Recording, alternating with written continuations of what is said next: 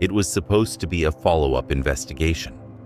Just one guy, some gear, and a few hours in an overgrown cemetery.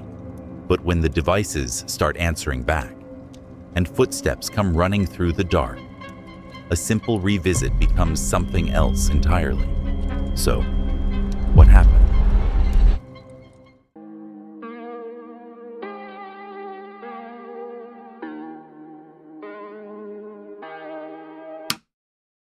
The first video tonight comes from ParaFear, a UK paranormal channel where solo investigator Josh spends his nights in abandoned graveyards and forgotten ruins, trying to get ghosts to talk to his equipment. He'd been to this cemetery before, fled the place with a companion after unexplained noises spooked them both. Most people would take that as a sign to stay away. Josh took it as a reason to come back alone. The footage exists, so here we are. It is November 10th, 2024. An abandoned graveyard, United Kingdom. Back again for round 2. Right, so what is up, guys? Welcome back to another video. Today, I've returned to the graveyard that me and Matt done quite a few months ago now. I'm here alone. Just come to investigate further, try and figure out what the noises we heard were. And yeah, I've already got chills. I'm already creeped out. So yeah, just gonna take us on a little walk around, just to show you around, basically, show you what's happening. Like loads of overgrown graves. This place is abandoned. And on the previous visit, a lot of you were saying that the grass looks pretty well kept. It's all like marshland, so the grass just gets to a point and doesn't go any further.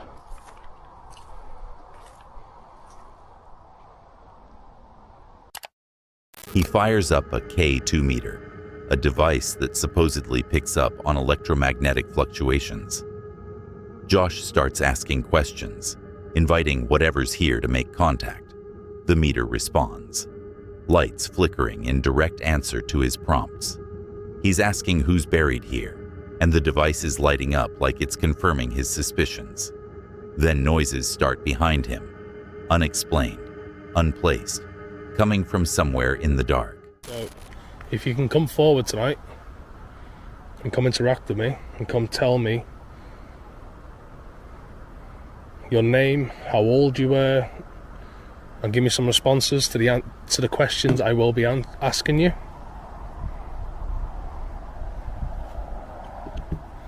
Okay, Spirit Talker is on, guys. I'll turn my brightness up. There you go, phone's in flight mode already. So come on, what's your name? Can you do that for me? Can you come tell me your name?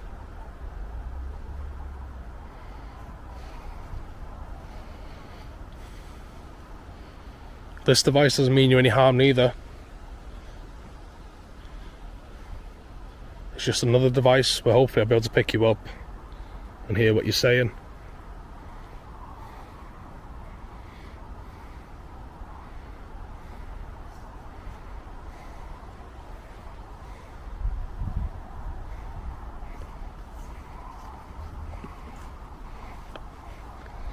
How old were you?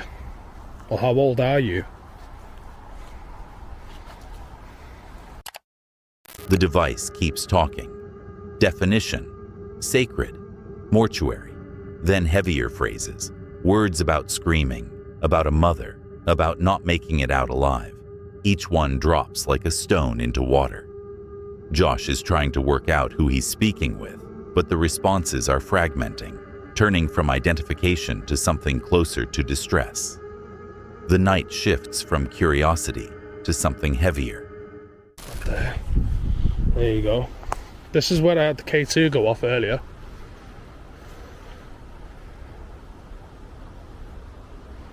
Can you do that again for me? Come interact with it, come play with it.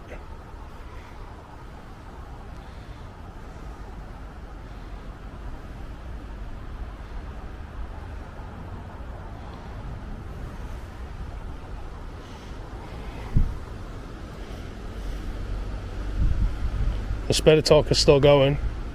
Gaining more energy. Gaining more energy. Oh, that leaf scared the life out of me now. I'm glad to hear it. Perhaps when you've gathered enough energy, you can come interact with this device for me. You'll be the first to set it off. It was just brand new out the box, about an hour ago.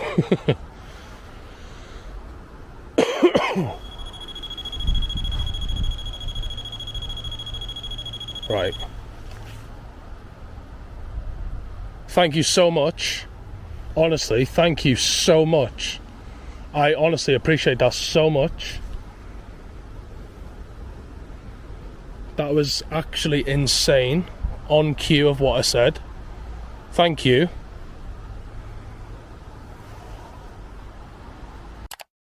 He tries for EVPs, electronic voice phenomena, caught on digital recorders. 2 passes, holding the device steady, asking clear questions. On playback, nothing. No voices, no whispers, no anomalies. Despite all the meter activity and the spirit talker's chatter, the recorder picks up only silence. Josh is packing up to leave when the sound hits. Heavy crunching in the brush, footsteps moving fast through the overgrown trees. They sound like someone running straight toward him. He calls out into the dark, gets no response, just more movement. That's when he decides the investigation is over. The K2 meter responded when he asked. The REM pod triggered on demand. The spirit talker gave him names and phrases that felt less like random generation and more like conversation. But the footsteps were the exclamation point. The moment equipment stopped mattering and instinct took over. Josh thanked whatever peaceful entities might be present, packed his gear, and got out before the running got any closer. That was way too close. A fog-drenched trail on the Appalachian Trail doesn't sound like the kind of place you'd expect trouble. Just mist, just trees, just the occasional bird call. But when the birds go silent, and something starts placing barriers across your path, that fog starts feeling a lot less like scenery and more like cover. This is what he found. The second video tonight comes from Oreo Speedwagon R/T, a channel where a guy named Tommy drives his black and white Dodge camper van to remote forests, then hikes deep into the backcountry looking for cryptids and recording whatever he finds. He'd been to this stretch of Pisgah National Forest before, caught strange whoops in the night he couldn't explain. Most people would call that data and move on. Tommy called it a reason to come back in daylight and see what he'd missed. Let's jump into it. July 13th, 2026. The Appalachian Trail, Pisgah National Forest, North Carolina. Forgot to tell you, as soon as I shut the car off and opened the door, right there by where the car is, heard some big limbs cracking. You know, where they're just breaking limbs. When I say they, I mean just the limbs breaking because, you know, trees do that. Or is it something telling me to stay away? I don't know, because I'm the only one out here. There are people that come out here and do day hikes and stuff, but I'm alone. And that's one reason I wanted to come out with the weather like it is, because I thought maybe it would be quieter out here.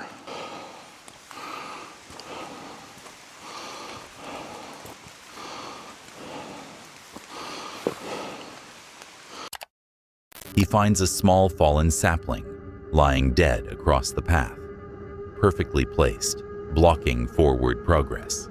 No stump nearby, no visible breakpoint, nothing to suggest it fell naturally. He steps over it, and the response comes immediately. A loud, distinct whoop echoes from the woods directly behind him.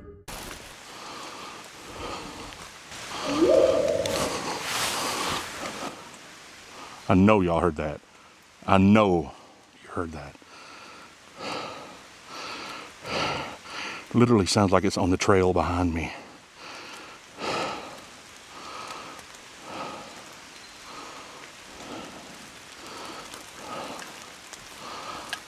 Okay, well, let's just, you know what? Why would I want to keep walking this way when I'm hearing whoops down here? He turns around, has to walk straight back toward where the whoops came from.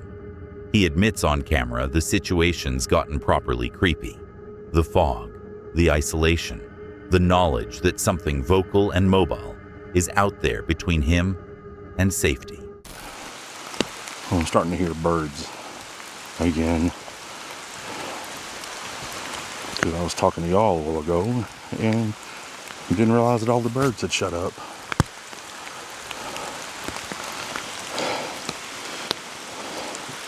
Now I think I need a 360 camera.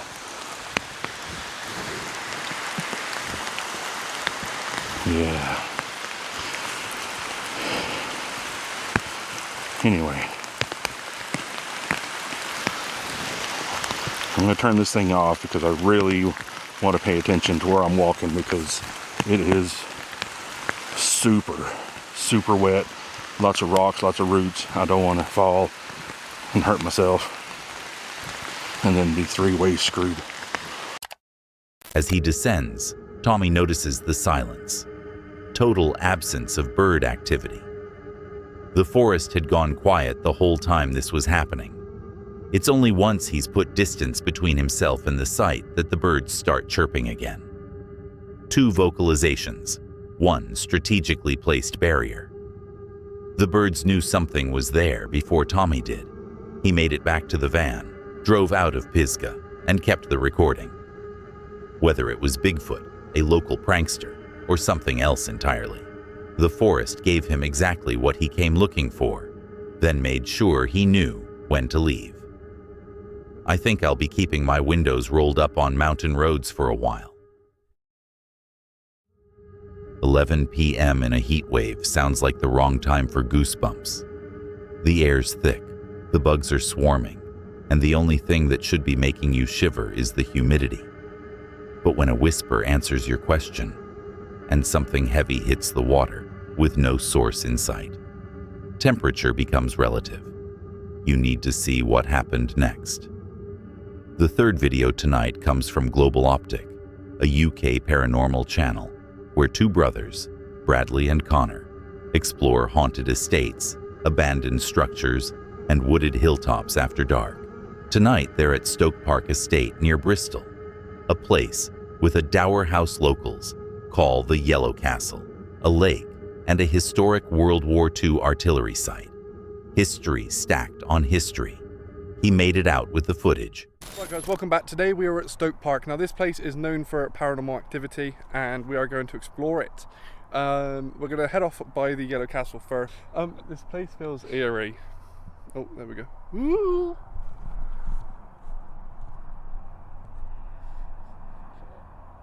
No, I saw like a face. So I say if we head down towards kind of the, huh? Oh yeah. If we head down towards like the path area first. Oh, the amount of bugs are pushing me off. Oh my god. Brad. Yeah. That's what walking in the grass. We're gonna get bit so much down here. Oh, look at the bloody rabbits. First EVP session begins in front of the dower house. Bradley asks if anything present can step closer. The response comes immediately. A clear, disembodied whisper, a middle-aged woman's voice, direct, unmistakable. Sorry, we didn't hear you. We were talking.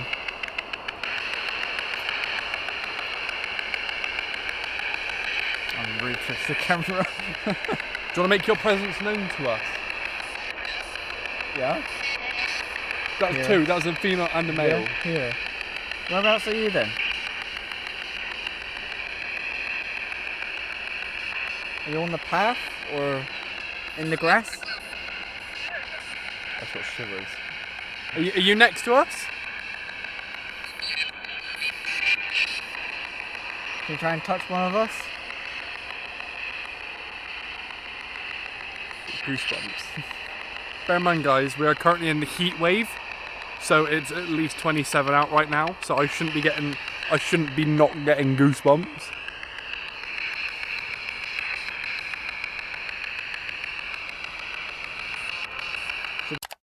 They relocate toward the estate lake. Pitch black, thick fog rolling over the water. While peering into the darkness, a heavy splash echoes across the surface. No visible source, no wildlife nearby, just the sound of something substantial hitting the water.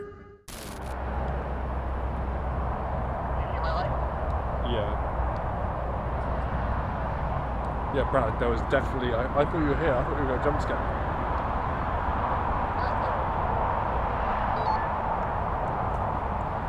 Okay, I don't know. If you look where my torch is, I don't know if something ran across the water or a reflection of something up on that bank there.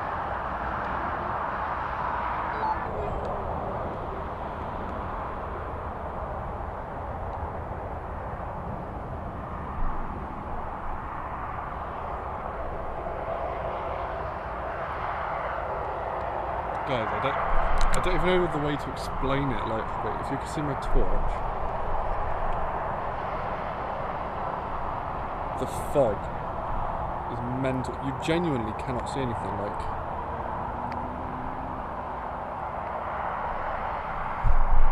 Let's see if I can point it at the floor. The fog is crazy.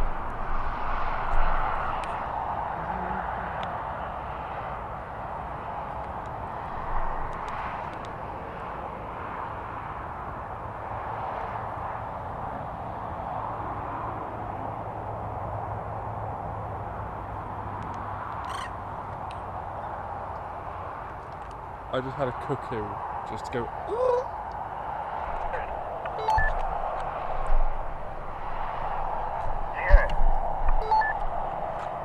What, did you hear the bird as well?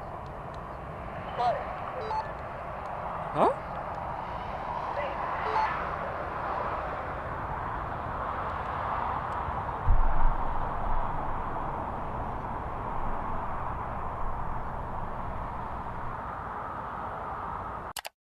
Realizing the lake's got limited visibility, they head up toward the World War II artillery site around 1 a.m. But they're not alone. Members of the public are already there, killing any chance of a clean spirit communication test. They grab brief footage of the structure, catch an unexplained citrus smell near the gate, and decide to call it. The investigation ends with more questions than it started with. A whisper answered directly. Two voices, back to back. A splash with no source. A shadow moving through fog. And in the middle of a summer heat wave, chills strong enough to raise gooseflesh. The brothers left convinced they'd caught something solid, enough to justify a return trip. I'm not sure I'd have stayed past that first whisper. You've probably walked around a reservoir at night, maybe heard the water lapping against the shore, seen the moon reflecting off the surface. Most people stick to the path, keep their head down, get home safe. These guys brought motion sensors and a death whistle. It gets worse from here. The fourth video tonight comes from Rick's Paranormal Adventures, an independent UK channel where Rick explores woodlands, historic sites, and haunted landmarks after dark. Tonight, he's at Ogden Water Country Park near Halifax, West Yorkshire, joined by his companion, Lucas.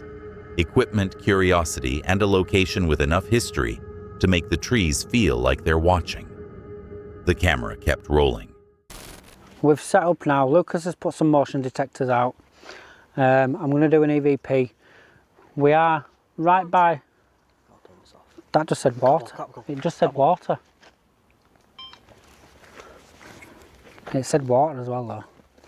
Lucas's motion detector's going off. So that's just gone off all on its own. Keep an eye on it. Move your torch. Torch something wrong. Huh. Is that one? On the bench. Oh, it's mine. Both of them? Two of them have just gone off. There's no wind at all tonight, guys, I swear. Gone off again. What about the other one? Can you set the other one off? It's weird how it's dancing between them though. Right, we'll leave them there. We're going to do an EVP. Is that yours? Yep. Don't lose it. Oh, we'll pull that back. Back one's gone off now. Ah, shit. Little shit. The back one's gone off, guys. That's the third one that's gone off after we asked it. Like a little strip. Thank you, Spirit. If that's you, you can use my energy. They're walking the dark path near the water when Lucas pulls out an Aztec death whistle, a replica instrument built to produce a terrifying, human-like scream. He blows it into the tree line. Moments later, heavy footsteps and movement, the unmistakable sound of something advancing through the brush straight toward them. Upright. Oh, mate.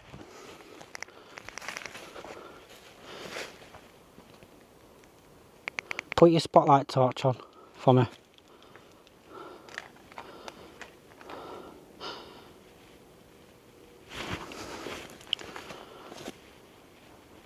Up left a bit. Right between there, I swear on my life. It sounds fucking stupid, I know it does, but something walked that way, but it was upright on two legs.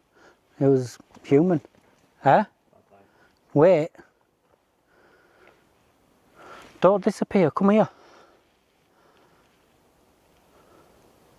Hello?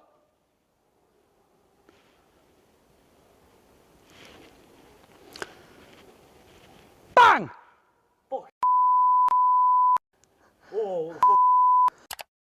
Deeper in the trees, Rick spots it, an upright human-like shape moving between the timber. It shifts, pauses, then vanishes into the shadows. Both investigators are visibly on edge now, the mood shifting from curiosity to caution.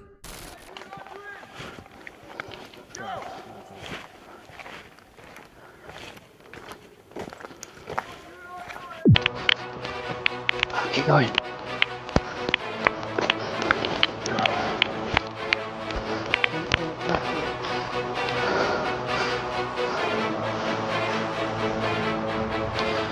Okay guys, we are trying to make our escape now. We're on the final length. Go Jack, no one needs to drop on.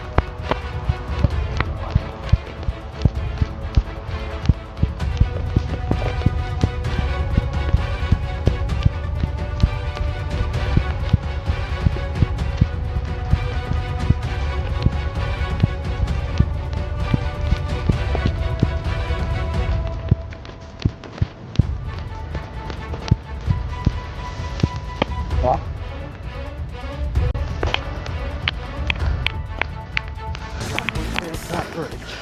We're going to be alright. We just need to get out of here because we're getting chased by people who shouldn't be out here at this time of night. This is an expedition trying to escape the woods. This has happened to us a couple of times now, but we're going to be alright. Then the situation turns. Shouting echoes through the woods. Footsteps. Not paranormal this time, not distant, but human, and closing in. Flashlight beams cut through the darkness behind them. Rick and Lucas kill their lights, sprint through the blackened forest, and make a desperate retreat to the car. The paranormal investigation just became a survival situation. Motion sensors triggered on command. Footsteps answered the death whistle. A humanoid figure watched from the trees. But it was the living, not the dead, that forced them out. They made it to the car, changed dead batteries, and drove off with footage of the unexplained, and a reminder of the all-too-real dangers of investigating isolated places after dark. Would you have stayed past that first flashlight beam in the trees? What makes someone walk 6 miles in total darkness without a flashlight, just to sit at a crossroads where over 100 bodies are buried? For this investigator, it's about doing things properly. No shortcuts, no artificial light, just the methodical search for something that might not be there at all. Let's see what happened.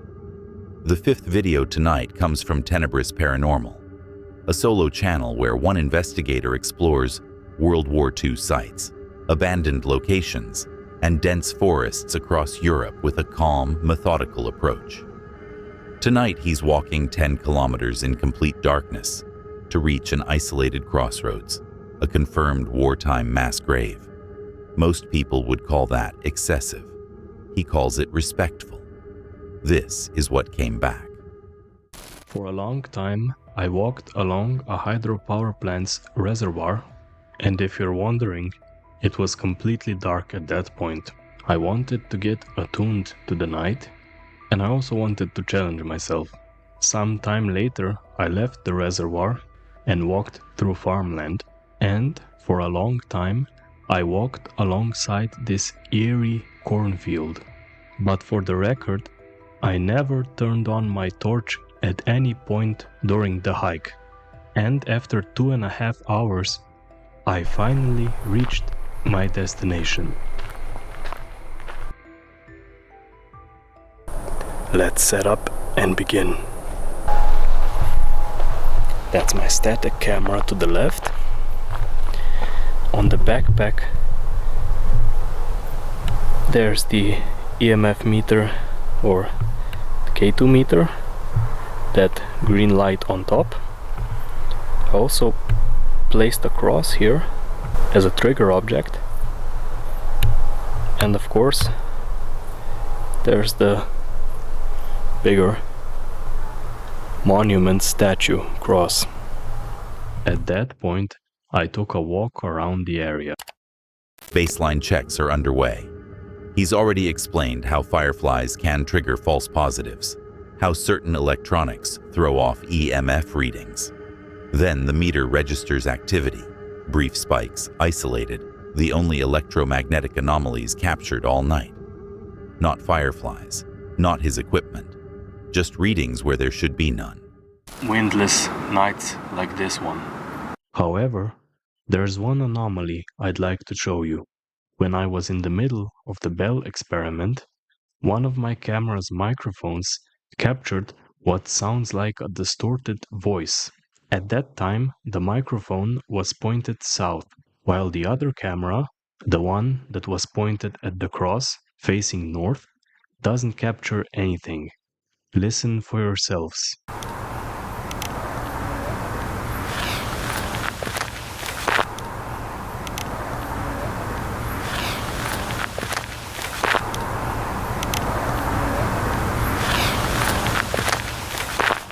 On one hand, it seems like a woman's voice, or possibly a child's, but I can't make out what it's saying, and on the other hand, it could just be audio pareidolia. After the Bell experiment, I said my goodbyes and thanks and left the area. I didn't hike all the way back to my car. My wife picked me up by the side of the road. That's all for this one. Thank you for watching, and a special thanks to those who have subscribed. I really appreciate it. Take care and goodbye. He offers final thanks to any spirits present and closes the session respectfully. No dramatic exit, no sprinting to safety. Just a quiet walk to the roadside where his wife picks him up, leaving the crossroads to settle back into silence. EMF spikes with no natural source. A voice caught on one camera, but not the other. After 10 kilometers in the dark and hours of patient waiting, the evidence was slight. A spike here, a sound there. But that's exactly how this investigator works. Debunk first, question second. What remains is what matters. I'm still trying to process what just happened there. He's halfway through a training hike when he realizes he doesn't know where the path goes. The fields stretch out in every direction. The darkness is absolute, and his phone isn't getting him home. One wrong turn on a solo night walk, and suddenly you're not exercising, you're surviving. Let's get into it. The sixth video tonight comes from TBTC Adventure, a UK outdoor channel where solo hiker Luke documents mountain treks, wild camping, and fitness training across the British countryside. Tonight's route takes him through North Warwickshire, just north of Coventry. Unfamiliar territory, solo, after dark. What could possibly go wrong? So I've been walking for probably about an hour now, and I kind of know where I am. So I'm up near sort of Corley Moor way, which is to the north of Coventry. So if you're not from this area, it's kind of North Warwickshire kind of area.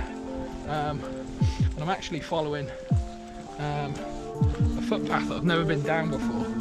I kind of think I know where it's going to bring me out. I'm not really sure. So hopefully, if I'm right, I'm going to get to a section where it crosses a road that I do know. And if I'm wrong, then I'm lost in the middle of North Warwickshire. So let's see how it goes.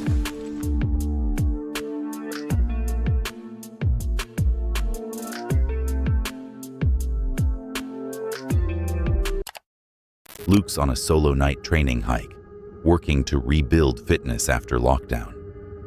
He ventures onto an unfamiliar public footpath, the kind that exists on maps, but looks very different when you're standing in the middle of it, surrounded by pitch-black countryside. The path keeps going, but he's got no idea where. The realization hits. He might actually be lost. Okay, so I don't know if you can see that in the distance, guys. There's some headlights of a vehicle of some description. I'm hoping that's the road. Well, I'm assuming that's the road, there's a car in it, but I'm hoping that's the road that I'm looking for. So this is where I find out if I'm lost or not.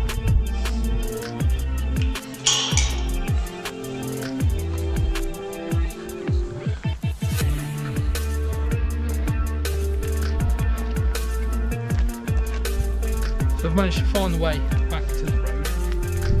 So I'm going to head up kind of in the direction of home now. I think I've probably got about an hour to an hour and a half walk back.